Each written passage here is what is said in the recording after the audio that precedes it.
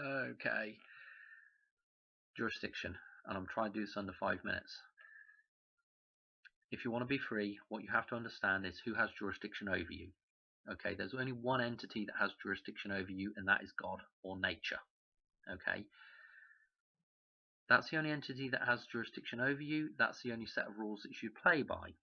Okay, so natural law, we know natural law exists because it's incorporated into the legal side of law, okay, or into the set of laws that we have in society now. Okay, the people that made those laws up, that incorporated natural law, they know all about natural law. Okay, the biggest secret about natural law is that a man cannot enter into a long-term binding contract with another man, okay, with any expectations of fulfilling that contract over that set period of time.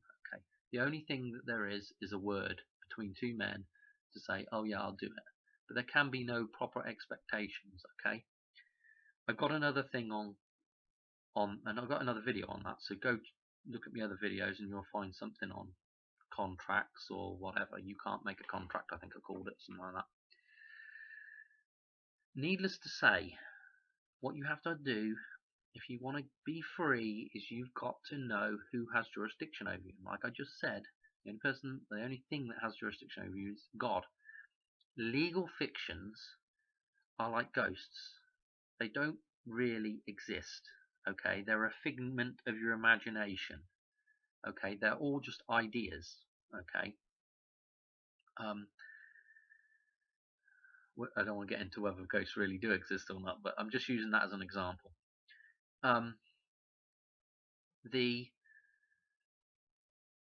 So a legal fiction doesn't really, something that doesn't exist cannot have authority over you. It cannot have jurisdiction over you. Okay, something like a government or corporation cannot have jurisdiction over the real man. Okay, now we understand jurisdiction. Okay, do we understand jurisdiction? Right, well, whatever. Let's move on from here and let's discuss what the mistake that you're making. The mistake that you're making is you're still living within all the different bits of paperwork that the government has given you. They gave you a birth certificate, or a life record of birth, or whatever they gave you. Way back when, they even gave you the surname. Okay, they gave you driving licenses, social security numbers. Whether you signed into for them or whatever, it don't matter. Those pieces of paper are made up. They're just ideas that you've accepted. You accept the birth certificate as soon as you start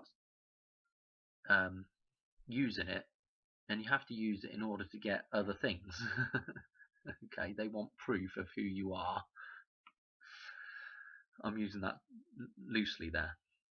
But so what you need to do is you need to separate yourself from this fictitious thing. I mean, the first thing to recognize is that you didn't come into being at the so-called birth. Okay, what came into being at the so-called birth was the birth certificate. Okay, the birth of a vessel. The vessel, the all caps name, is how you register a boat, in all caps. I think that's how you register a boat. That's the vessel that came into existence. And once you accepted that birth certificate, you essentially didn't land on the ground. You landed in the water, in that vessel, and you're sailing around now, gathering up all kinds of other documents from the government. Okay, and every time you use a document within the government, you're there. I would say any time that you deal with the government from here on out, this is the way I'm going to do it. I'm going to write them a declaration. Okay, I'm going to tell them what is what. I'm not going to piss around trying to find a form that they've put in there as a way that I can circumnavigate through their little maze. I don't want to do that. I want to tell them how it is. Okay. Anyway, what you need to do is you need to create some separation for yourself, the real living man. That's the first way that you need to define yourself as a real living man, blood and flesh, the being, created by God.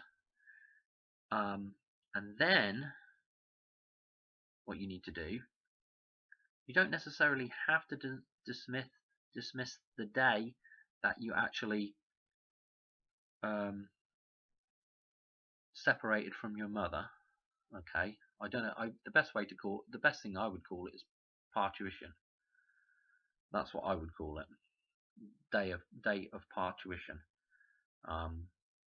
That's what I probably will use, and that'll be the same date as the birthday. Okay, but I'm going to make the separation the same with the name. I'm going to write my name slightly differently with my surname, because the surname was the pre-thing to the birth certificate. That's how they trapped people back in the old days when they were paying tithes and whatnot.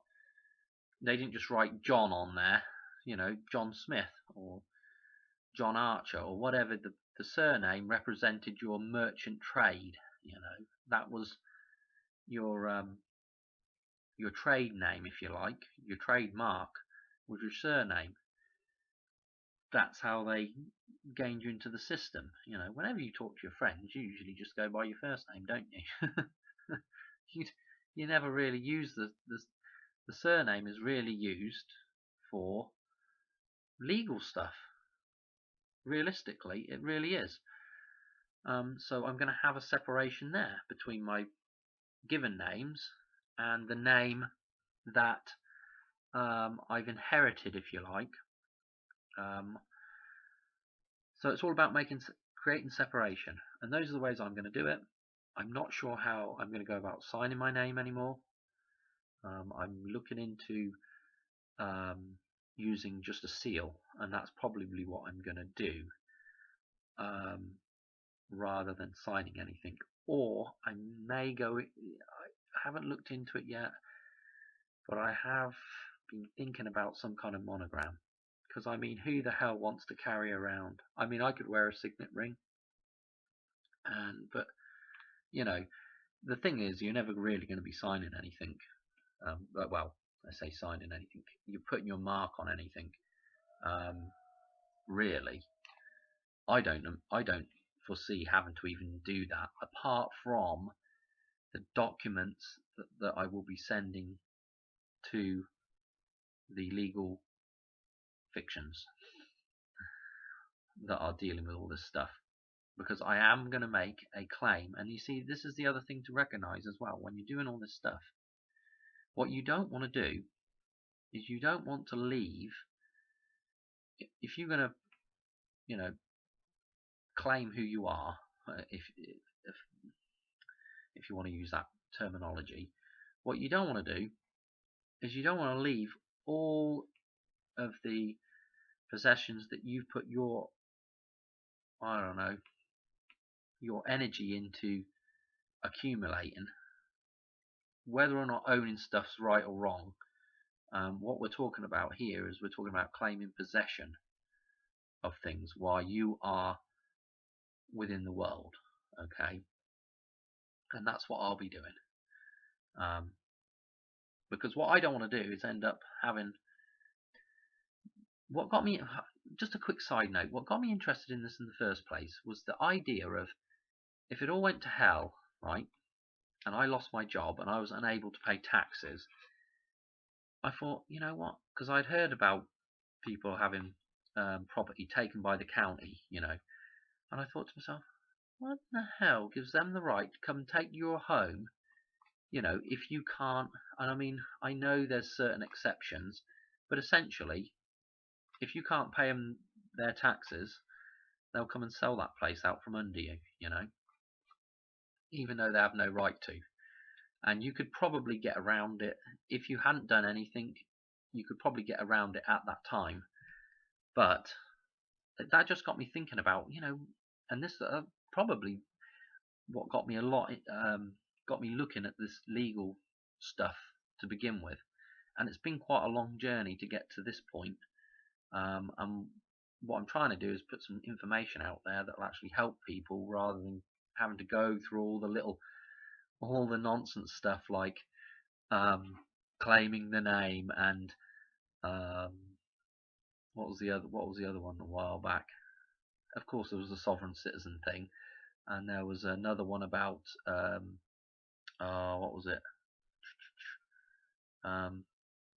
Assured creditor, or I can't remember what it was. Something like becoming the assured creditor, or the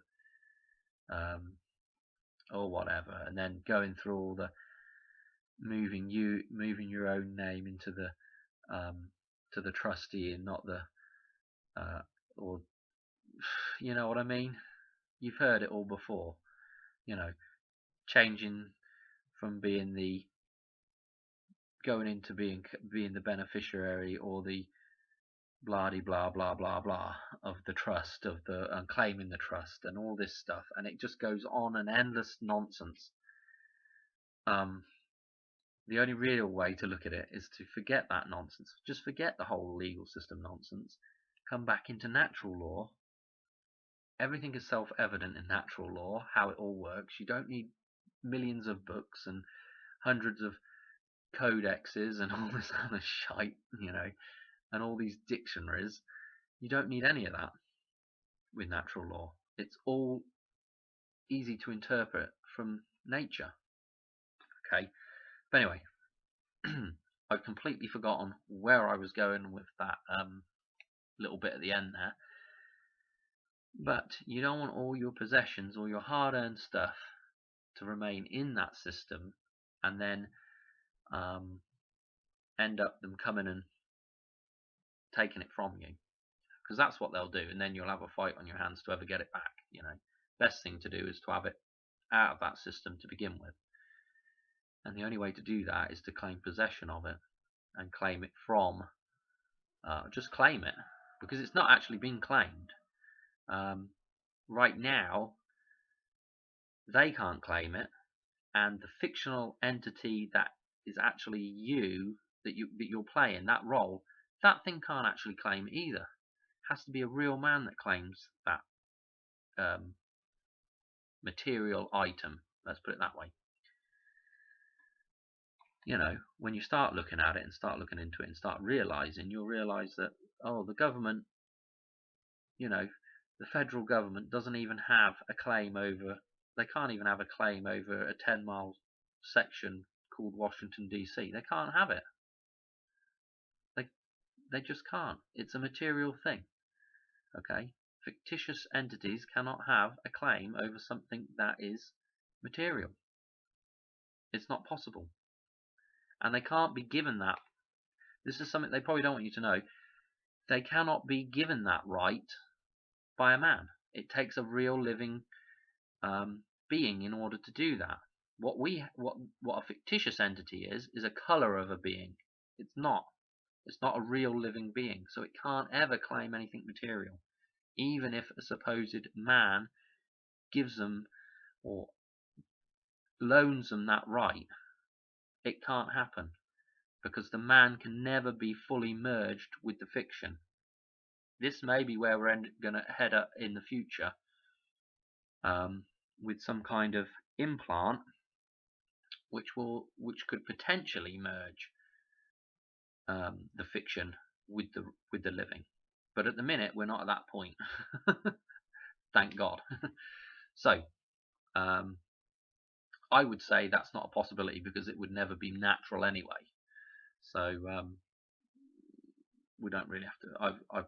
I'm going all over the place here now with ideas. But what you're seeing is, they don't even really have jurisdiction. Like the Federal Reserve doesn't even have jurisdiction over a Federal Reserve note. They have the jurisdiction over the idea of it, and the made-up ones and zeros in a machine that never really existed.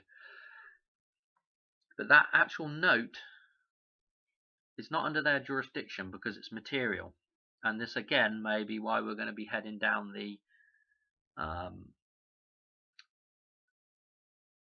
fictitious realms of completely made up money that exists in cyberspace. It doesn't exist in reality at all. So that would actually give them the necessary, I don't know, the necessary format in order to have jurisdiction over it, you see. Now, of course, they can have jurisdiction while it's in their system in terms of in a bank or in a computer screen or any of that. But when it's actually in your hand, they've got no jurisdiction over that note. That's not the idea of the note. The idea behind the note, well, they have jurisdiction over that, but the actual physical note itself, they do not have jurisdiction over. So this is another thing I'd recommend. I wouldn't keep an awful lot of money in the bank because, again, that's in their jurisdiction. There's a social security number on there. They can seize that, okay? The same with the so-called property. It's in their records. They can seize that, okay? The same with your car and everything. But if you have gone ahead and claimed that stuff, okay, you've claimed the material items as the real man.